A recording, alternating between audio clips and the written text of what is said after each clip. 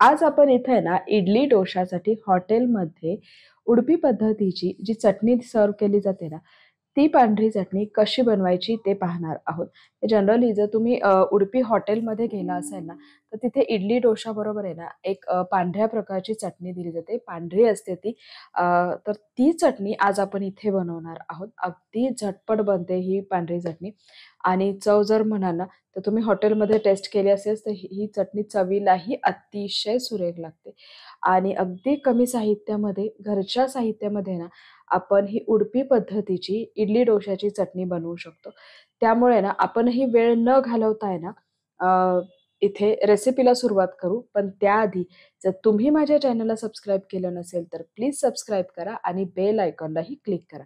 नमस्कार, कृष्णाज रेसिपी मराठीमध्ये तुम्हा सर्वांचं मनःपूर्वक स्वागत आहे. आणि आज आपण इथं इडली डोशासाठी चटणी बनवणार आहोत.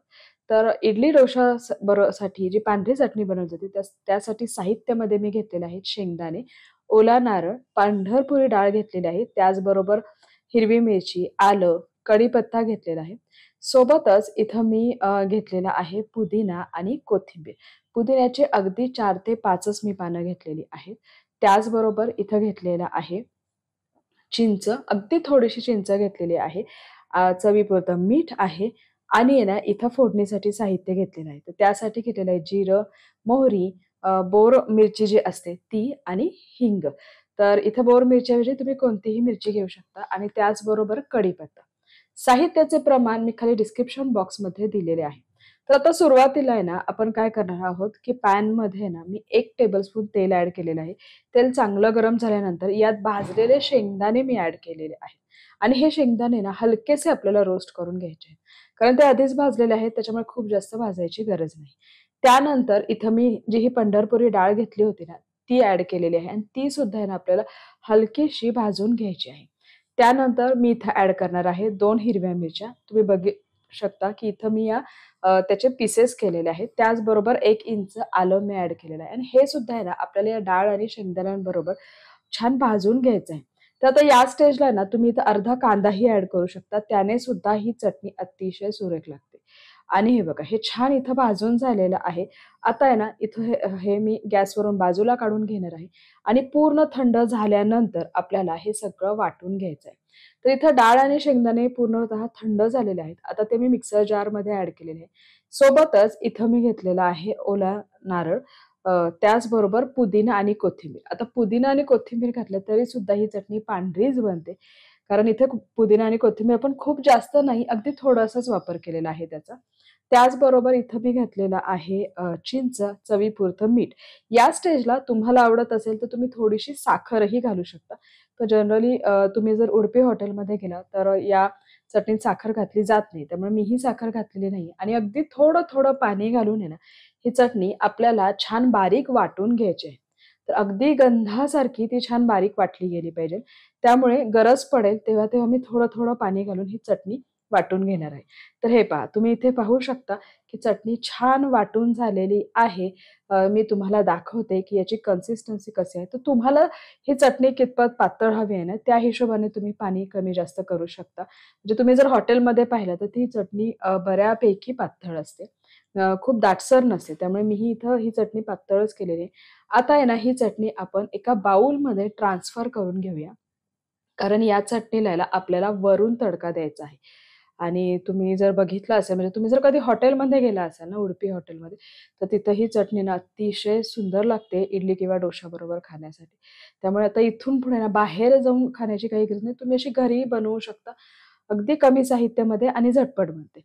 आता इथं ही चटणी मी बाउलमध्ये काढून घेतलेली आहे आणि आता आपल्याला याला तडका द्यायचा आहे. सो त्यासाठी मी तडका पॅनमध्ये 1 चमचा तेल ॲड केलेलं आहे आणि तेल आहे ना मंद गॅसवरती आपल्याला छान गरम करून घ्यायचंय. तेल जेवढं चांगलं गरम असेल ना, तेवढा आपला तडका परफेक्ट होणार आहे आणि चटणीलाही छान चव येणार आहे. आता इथे बघा तेल छान तापलेलं आहे. तुम्ही पाहू शकता. आता या स्टेजला आहे ना, इथं मी मोहरी घालणार आहे. तर जिरं आधी नाही घालायचं. आधी मोहरी घालायची. मोहरी चांगली तडतडू द्यायची आणि त्यानंतर जिरं घालायचं. कारण जिरं काय असतं ना, पटकन तडतडतं. त्याच्यामुळे जिऱ्याच्या आधी नेहमी मोहरी घाला. मोहरी चांगली तडतडल्यानंतर जिरं ॲड केलेलं आहे. जिरंही छान तडतडून घेतलेलं आहे आणि आता आहे ना, यात मी 1 चमचा उडदाची डाळ ॲड केलेली आहे. जे की मी साहित्यात दाखवलेलं नाहीये. पण अशी ही 1 चमचा उडदाची डाळ आपल्याला ॲड करायची आणि उडदाची डाळ आहे ना, छान ब्राउन रंग येईपर्यंत आपल्याला ही या तेलात आहे ना, अशी तळून घ्यायची आहे.